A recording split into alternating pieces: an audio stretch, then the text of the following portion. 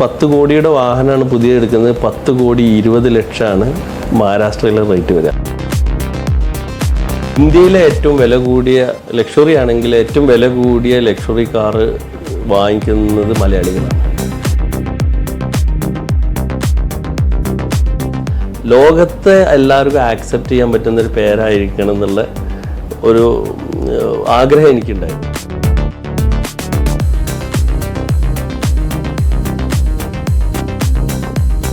ഹെലികോപ്റ്ററിൽ 99% ആണെങ്കിൽ ഇപ്പോൾ ബെൻഡേഗ പോലെയൊക്കെ 80% ഉണ്ടാവും. നോർമൽ ഒരു ലക്ഷറി കാർ തന്നെ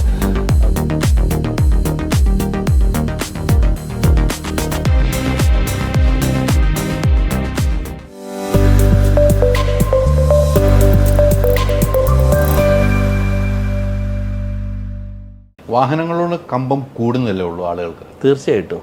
കാരണം വാഹനത്തിലും ഒരുപാട് മാറ്റങ്ങൾ വന്നുകൊണ്ടിരിക്കുകയുള്ളൂ. അപ്പോൾ ഓരോ ഡേ ബൈ ഡേ അത്രയും വികസനങ്ങൾ വന്നുകൊണ്ടിരിക്കുകയാണ്. ഇപ്പോൾ നമ്മളുടെ ഒരു 10 വർഷം മുമ്പുള്ള വാഹനത്തിലെ ഫെസിലിറ്റീസ് അല്ല ഇന്നിപ്പോൾ മഹീന്ദ്രയിലും കിയയിലും പോലും അഡാസും മറ്റ് സംവിധാനങ്ങളൊക്കെ വന്നു കഴിഞ്ഞു. അപ്പോൾ ഇങ്ങനെയുള്ള അപ്ഡേഷൻ എല്ലാ മേഖലയിലും വന്നുകൊണ്ടിരിക്കുകയാണ്. ഇപ്പോൾ എനിക്കൊരു വാഹനമുണ്ട്, എനിക്ക് അടുത്ത വാഹനം വാങ്ങാനുള്ള ആഗ്രഹമാണല്ലോ. ചിലപ്പോൾ അത് ഫലം കാണാത്ത പൈസയുടെ ബുദ്ധിമുട്ടൊക്കെ ഉണ്ടാകും. അങ്ങനെയൊക്കെ ഒരു വരുന്നവരെ നമ്മൾ ഹെൽപ്പ് ചെയ്യുന്നത് എങ്ങനെയായിരിക്കും? ഫിനാൻസ് ഒക്കെ എങ്ങനെയാണ് ഹെൽപ്പ് ചെയ്യുക?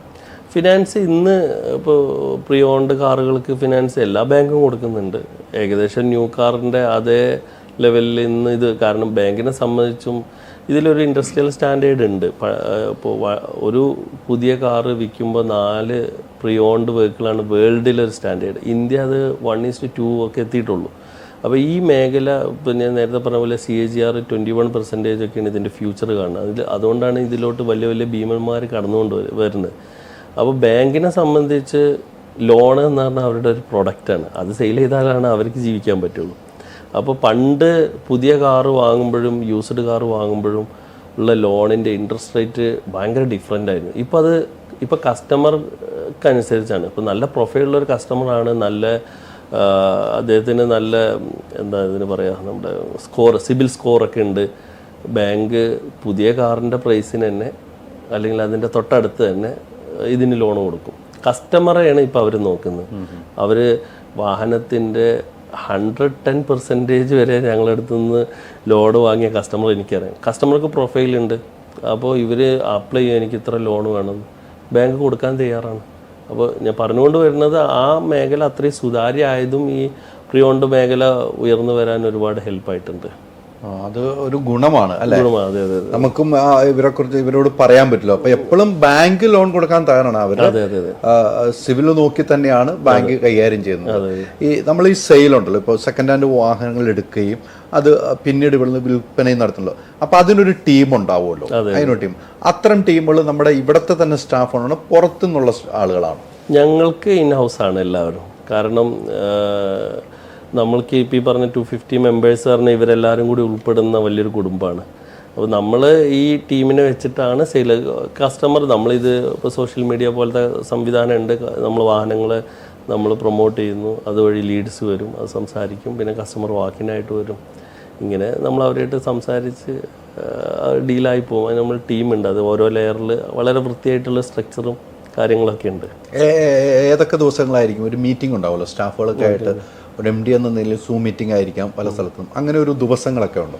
നമുക്കിപ്പോൾ ടീമിൻ്റെ മീറ്റിംഗ്, ഡെയിലി ടീം മീറ്റിംഗ് ഉണ്ട്. നമുക്കൊരു സിസ്റ്റത്തിലാണ് കമ്പനി വന്നത്. ഇപ്പോൾ ഡെയിലി ഇപ്പോൾ ഞങ്ങളൊരു സിസ്റ്റം, ഒരു കൺസൾട്ടൻറ്റിന് എന്തെങ്കിലും ബോട്ടിൽ നെക്ക് ഉണ്ടെങ്കിൽ അദ്ദേഹം പറയണം, എന്തെങ്കിലും പ്രയാസം, അത് അവിടെ റെക്കോർഡ് ചെയ്യപ്പെടുകയും ആ റിപ്പോർട്ട് ഡെയിലി എനിക്ക് കാണാനും പറ്റും. എന്തൊക്കെ പ്രയാസങ്ങളാണ് ഒരു എക്സിക്യൂട്ടീവ് പറഞ്ഞത്. അപ്പോൾ ആ ലെയറിലുള്ള എല്ലാ ഡിപ്പാർട്ട്മെൻറ്റിലുള്ള റിപ്പോർട്ടിംഗ് വൃത്തിയിൽ മേലേക്ക് വരും. നമ്മൾ ആ റിപ്പോർട്ടിലാണ് വർക്ക് ചെയ്യുക. പിന്നെ മന്ത്ലിയാണ് ടീമായിട്ട് ഞാൻ ഫുള്ളായിട്ട് കാണുക. പിന്നെ ക്വാർട്ടർലി ഞങ്ങൾ കോർ ടീമായിട്ടിരിക്കും. പിന്നെ GMമാരായിട്ട് നമ്മൾ ഡെയിലി ഒരു ജീവിതത്തിൻ്റെ പകുതി മുക്കാൽ അവരായിട്ടുള്ള കൺവെർസേഷനാണ്. അപ്പോൾ പിന്നെ അതെ അതെ. അപ്പോൾ നമ്മൾ മൈക്രോ മാനേജ്മെൻറ്റ് ഒരിക്കലും ചെയ്യാൻ പാടില്ല.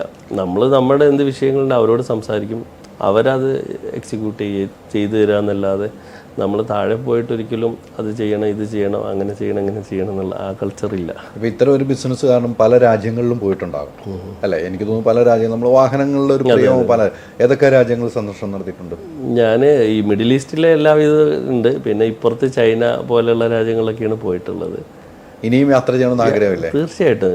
സത്യത്തിൽ ഈ യാത്ര ഭയങ്കര ഇഷ്ടമാണ്. പക്ഷേ നമ്മൾ ഈ പറഞ്ഞ നമ്മൾ കാര്യങ്ങൾ കൂടുതൽ ഫോക്കസ് ആയതുകൊണ്ട് കൺട്രോൾ ചെയ്തുള്ള യാത്രകളുള്ളൂ. എന്നാലും യാത്രകൾ ഇഷ്ടം പോലെ ചെയ്യുന്നത്. ഞങ്ങൾ യാത്ര ചെയ്യുമ്പോഴും അതിലൊരു ബിസിനസ് ഓപ്പർച്യൂണിറ്റിയോ അങ്ങനെ ചിന്തിച്ചാണ് യാത്ര ചെയ്യുക. ഇപ്പോൾ സ്വന്തമായിട്ട് ഉപയോഗിക്കുന്ന വാഹനം ഏതാണ്? എൻ്റെ കയ്യിൽ ഡിസ്കവറി 5 എന്ന് പറഞ്ഞ ലാൻഡ് റോവറിൻ്റെ പ്രൊഡക്റ്റ് ആണുള്ളത്. ഓൾ ന്യൂ ഡിസ്കവറി എന്ന് പറയും. നമുക്ക് പറ്റിയ റോഡാണോ ഇപ്പോൾ? റോഡ് ഞാൻ കാണുന്നത് ഇനിയിപ്പോൾ വലിയൊരു 2025 ആകുമ്പോഴേക്ക് ഇപ്പോൾ നമ്മുടെ ഈ ഹൈവേ ഒക്കെ റെഡി ആകുമ്പോൾ എന്തായാലും ഇവിടെ ഈ വാഹന മേഖല ഒന്നും കൂടി ഇതാവും. ഇന്ന് പലരും യാത്ര ചെയ്യാൻ മടിക്കുന്ന ട്രാഫിക്കും മറ്റ് പ്രശ്നങ്ങളുമാണ്. അപ്പോൾ അതിൽ നിന്ന് വലിയൊരു മോചനം കേരളത്തിന് വരും എന്നുള്ള പ്രതീക്ഷയിലാണ്. അതേപോലെ ഞാൻ പ്രതീക്ഷിക്കുന്ന ഇപ്പോൾ കാരവൻ സംസ്കാരം.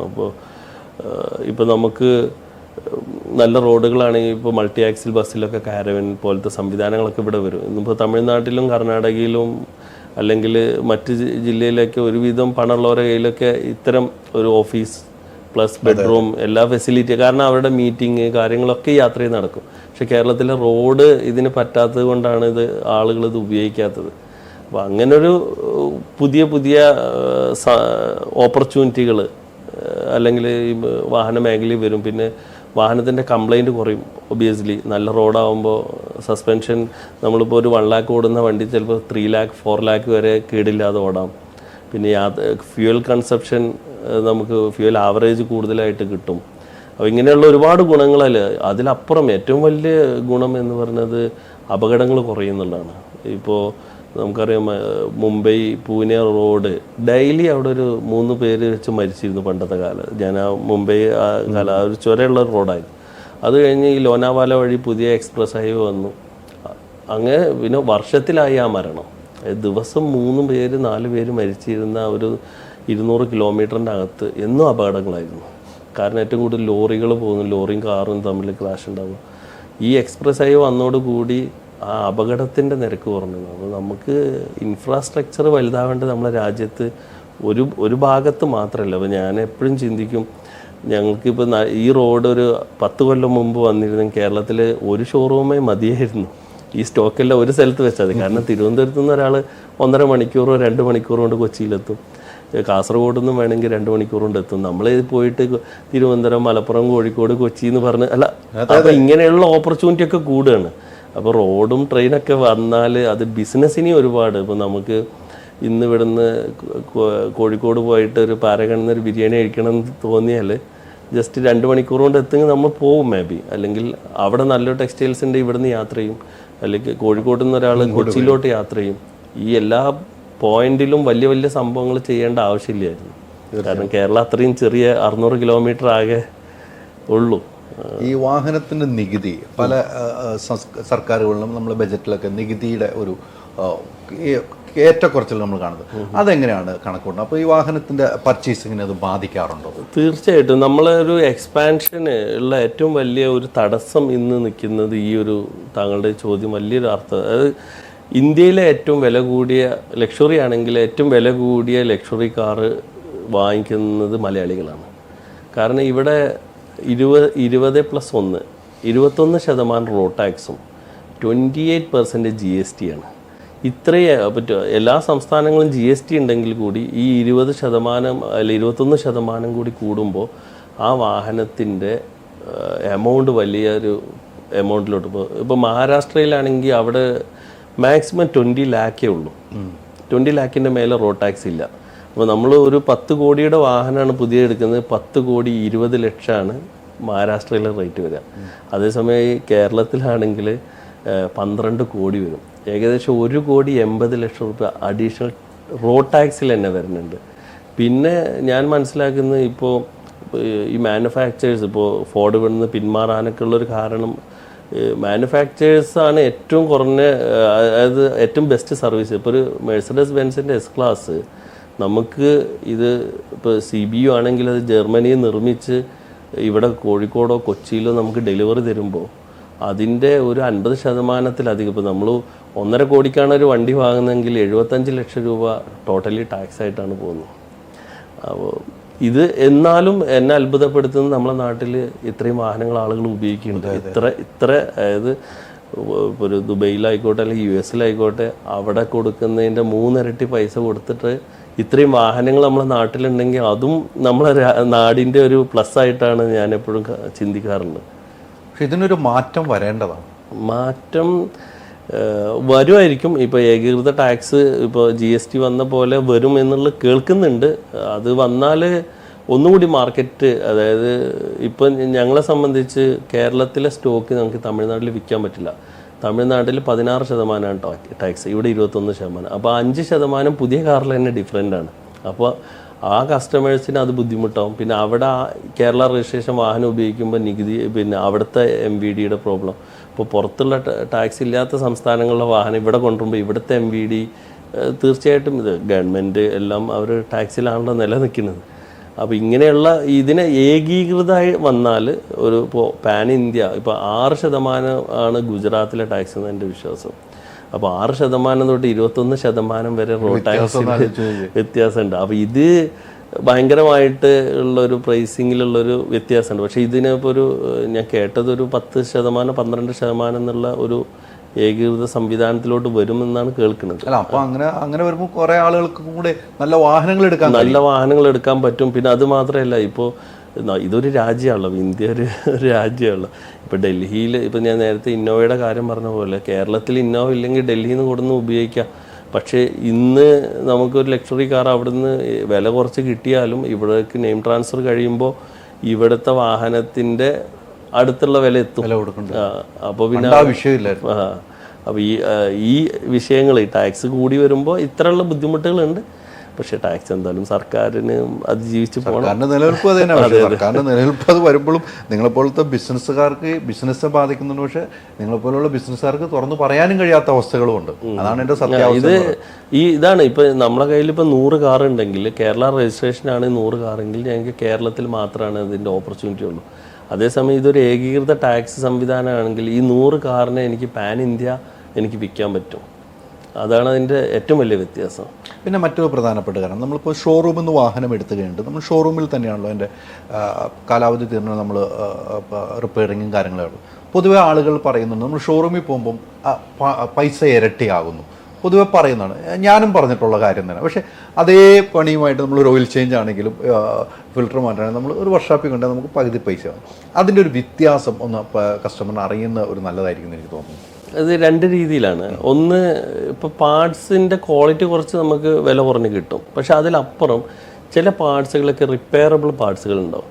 അപ്പോൾ മാനുഫാക്ചറിങ് സൈഡിൽ നിന്ന് റിപ്പയർ എന്നുള്ള ഓപ്ഷൻ ഇല്ല.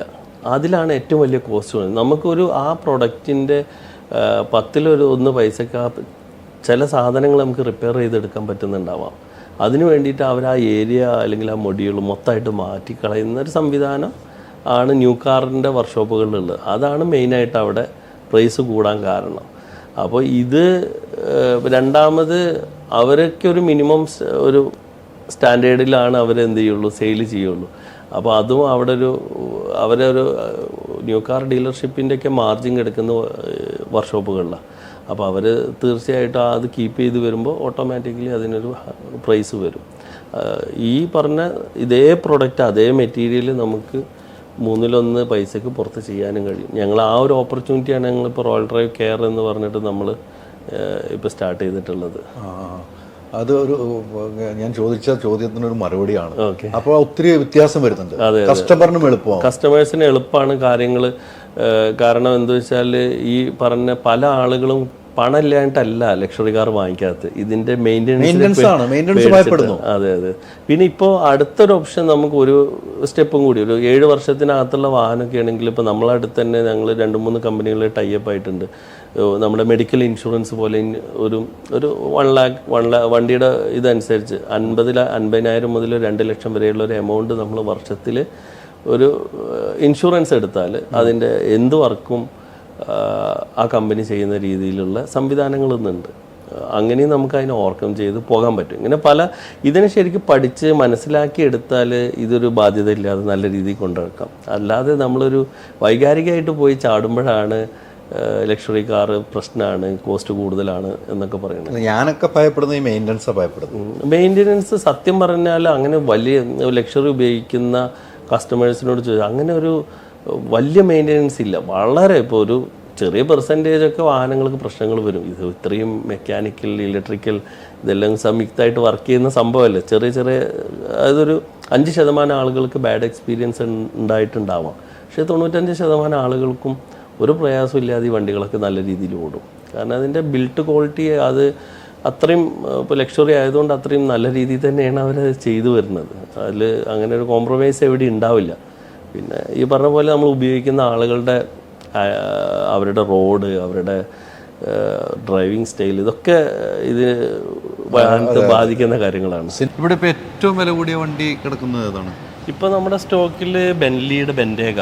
ഇത് വേൾഡിൽ തന്നെ ഏറ്റവും ഡിമാൻഡുള്ള SUVകളിൽ ഒന്നാണ്. ഏറ്റവും ഫസ്റ്റ് ഡിമാൻഡ് റോൾസ് റോയ്സ് കള്ളിനനാണ്. അതിൻ്റെ കൂടെ അതിൻ്റെ കോമ്പറ്റീറ്ററായി നിൽക്കുന്നതാണ് ബെന്റ്ലിയിലെ ബെൻറ്റേഗ. കേരളത്തിലാകെ 2 കാറേ ഉള്ളൂ. ഒന്ന് ഇതും, ഒന്ന് യൂസുഫലി സാറിൻ്റെ അടുത്തേ ഉള്ളൂ. അതെ അതെ അതെ. ഇത് നമുക്ക് ഇഷ്ടപ്പെട്ട് വാങ്ങിയിട്ടിരിക്കുകയാണ്. ഈ ആളുകൾ ഒന്ന് വാങ്ങണം. അതെ അതെ അതെ അതെ അതെ. നമ്മുടെ ഒരു ഇഷ്ടം കൂടെ ഉണ്ടല്ലേ?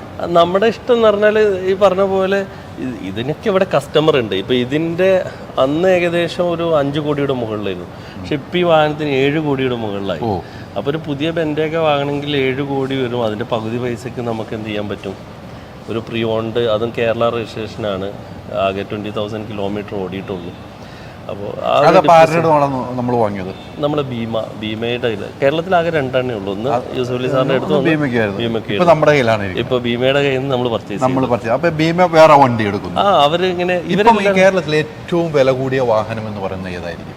ഏറ്റവും വില കൂടിയ വാഹനം താങ്കളുടെ ഒരു കണക്ക്? എൻ്റെ കണക്കിൽ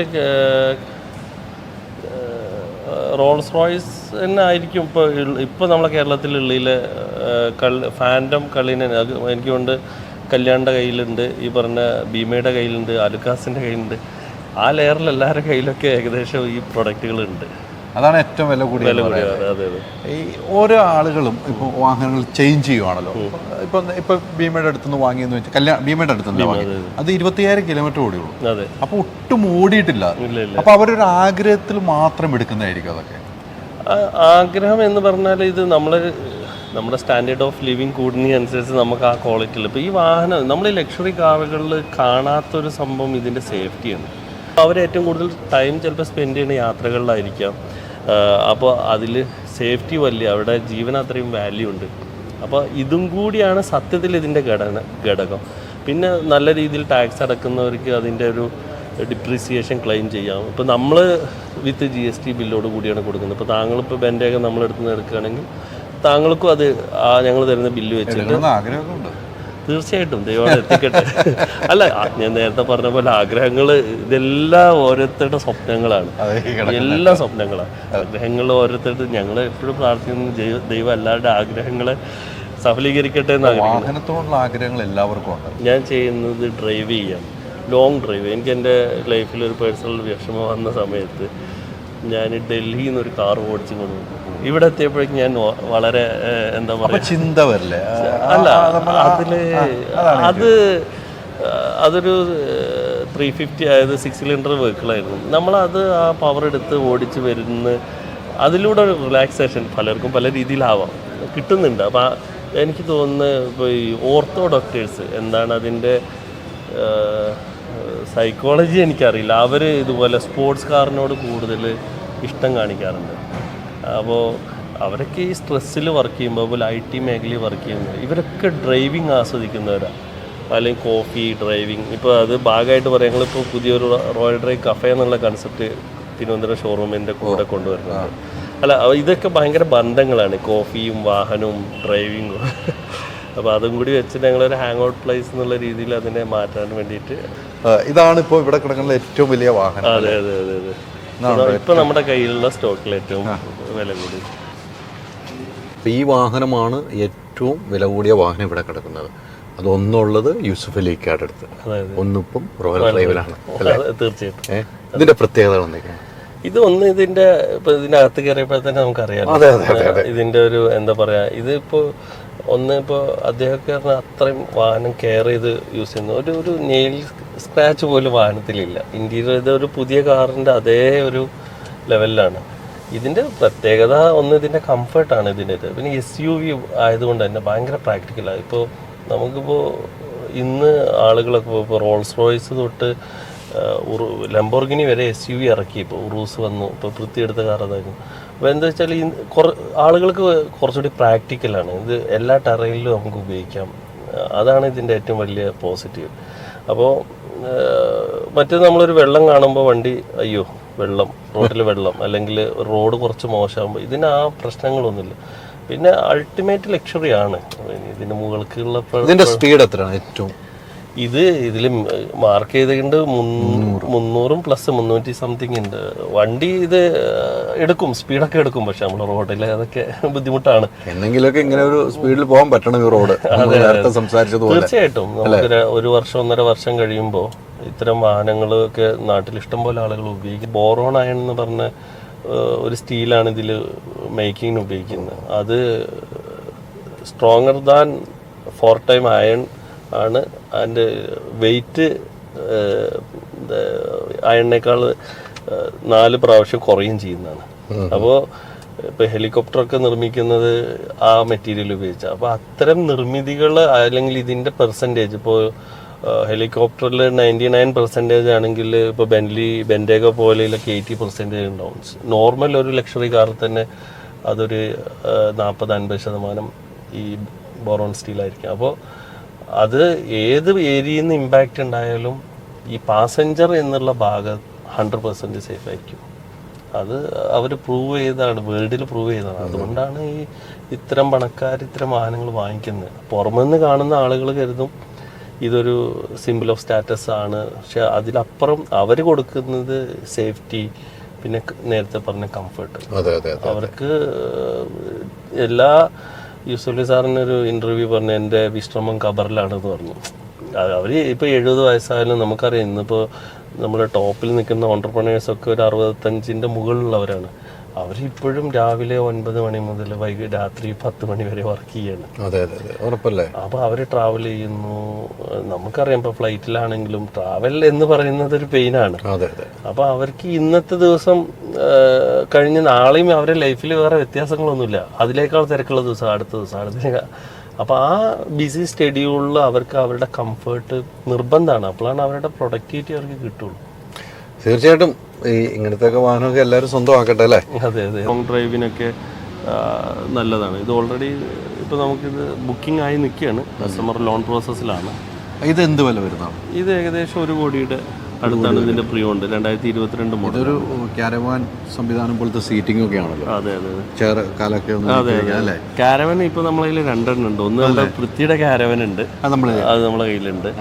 അത് ഇവിടെ പാർക്കിംഗ് ഇവിടെ സൗകര്യം, അത് കേരള നിർത്തിയില്ല. പിന്നെ ഒരു ടയോട്ടയുടെ ഹയാസ് എന്ന് പറഞ്ഞൊരു വാഹനമുണ്ട്, ഇതേപോലെ കാരവനായിട്ട് ചെയ്യുന്നത്. 2 വാഹനങ്ങളുണ്ട്. എപ്പോഴും ഓരോ കാലഘട്ടത്തിലും വാഹനങ്ങളിൽ ഒരു ചേഞ്ചിങ് ഉണ്ടാവുമല്ലോ അല്ലേ? അതെ. ഓരോ കാലഘട്ടത്തിലും അത് നിങ്ങൾ എങ്ങനെയാണ് മെയിൻറ്റെയിൻ ചെയ്യുന്നത്? ഇപ്പോൾ ഇത് നല്ല ചോദ്യം. ഇത് ഇപ്പോൾ ഇലക്ട്രിക്കൽ കാറാണ്. അപ്പോൾ ഇത് എന്തുകൊണ്ട് ഞങ്ങൾ വിൽക്കുന്നു വെച്ചാൽ, ഇലക്ട്രിക്കൽ കാറുകൾ വരുമ്പോൾ നമ്മൾ പതിയെ അതിലോട്ട് കയറും.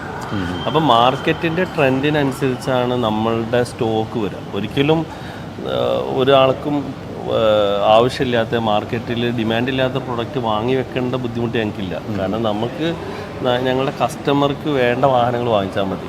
ഇപ്പോൾ അതേസമയം ഇപ്പോൾ ഒരു ബെൻസിൻ്റെ ഡീലറാണെങ്കിൽ ബെൻസ് കൊടുക്കുന്ന എല്ലാ വാഹനങ്ങൾക്ക് വാങ്ങേണ്ട ബുദ്ധിമുട്ടുണ്ടാവും. നമ്മളെ സംബന്ധിച്ച് അത്തരം പ്രോബ്ലംസ് ഇല്ല. ഇതിപ്പോൾ ബെൻസിൻ്റെ ഇലക്ട്രിക്കലാണ്. ഇത് EQS 580 പറഞ്ഞാൽ ഇന്ന് വേൾഡിലെ ടെസ്ലയോട് കിടപിടിക്കുന്ന ഏകദേശം 2 കോടിയുടെ അടുത്ത് പുതിയ വില വരുന്ന വാഹനമാണ്. 10,000 കിലോമീറ്റർ താഴെ ഓടിയിട്ടുള്ളൂ. ഒരു ചാർജിങ്ങിന് ഇതിൻ്റെ ഏറ്റവും വലിയ അഡ്വാൻറ്റേജ്, ഒരു ചാർജിങ്ങിന് കമ്പനി പറയുന്നത് 800 കിലോമീറ്ററാണ്. പക്ഷേ 600 കിലോമീറ്റർ കിട്ടും എന്തായാലും ഓടും. അതായത് ഒരു മനുഷ്യൻ ഒരു ദിവസം എന്തായാലും ഇന്ന് കേരളത്തിൽ 600 കിലോമീറ്ററിന് മേലെ യാത്ര ചെയ്യില്ല. അപ്പോൾ നമുക്ക് ഒറ്റ ചാർജിങ്ങിൽ തന്നെ 600 ലഭിക്കുന്ന ഒരു കാറാണത്. 2007 തൊട്ട് ഞാൻ ഈ മേഖലയിൽ ഉണ്ടായിട്ട് കുറേ വാഹനങ്ങൾ വാങ്ങി വിറ്റു. ആദ്യം വാങ്ങിയ വാഹനങ്ങൾ പലതിലും എനിക്ക് നഷ്ടം വന്നു. കാരണം ഒരു വണ്ടി എനിക്ക് എൻജിൻ പണി ഒന്ന് എടുത്ത പിറ്റേ ദിവസം എനിക്കറിയില്ലായിരുന്നു. നമുക്ക് അത്ര അറിവുണ്ട്. പിന്നെ നമ്മളതിന് പഠിക്കുകയാണ്. അങ്ങനെ നമ്മൾ ഒരു 16 ആയപ്പോൾ ഞാൻ എൻ്റെ ഒരു നെയ്ബറായ ഒരു വ്യക്തി സനാവുല്ല എന്ന് പറഞ്ഞാൽ അദ്ദേഹത്തോടാണ് ഞാൻ ഫസ്റ്റ് ഡിസ്കസ് ചെയ്യുന്നത്. ഞാനിങ്ങനെ ഒരു ഷോറൂം കൺസെപ്റ്റ് ഉണ്ട്. അപ്പോൾ അദ്ദേഹം എൻ്റെ കൂടെ കൂടി. ഉദാഹരണം, അത് കഴിഞ്ഞ് അടുത്തൊരു പാർട്ണർ വന്നു. ഇങ്ങനെ ഞങ്ങളൊരു ടീം, ഞങ്ങളെല്ലാവരും പ്രവാസികളാണ്. ഇങ്ങനെയാണ് എനിക്കിതിനെ ഈ ലെവൽ വരെ എത്തിക്കാൻ കഴിഞ്ഞത്. ഇനി മുന്നോട്ടുള്ള യാത്രയിൽ ഇതുപോലെ നമ്മൾ മുന്നോട്ട് പോയിക്കൊണ്ടിരിക്കും. തീർച്ചയായിട്ടും ഇനിയും മുന്നോട്ട് ഒത്തിരി യാത്ര ചെയ്യട്ടെ. നേരത്തെ പറഞ്ഞതുപോലെ തന്നെ എനിക്ക് താങ്കളുടെ അടുത്ത് സംസാരിക്കും തോറും കൂടുതൽ എനർജിയാണ് എനിക്ക് കിട്ടുന്നത്. എനിക്ക് അങ്ങനെയാണ് തോന്നിയത്. അത് നല്ല മനസ്സിൻ്റെ ഉടമയായതുകൊണ്ടാണ്. നമ്മൾ ഓപ്പണായിട്ട് സംസാരിക്കുന്നത് അത്രയേ ഉള്ളൂ. ഒത്തിരി സന്തോഷം. നേരത്തെ പറഞ്ഞ പോലെ ഇനിയും നമുക്ക് കാണാം. ഓക്കെ.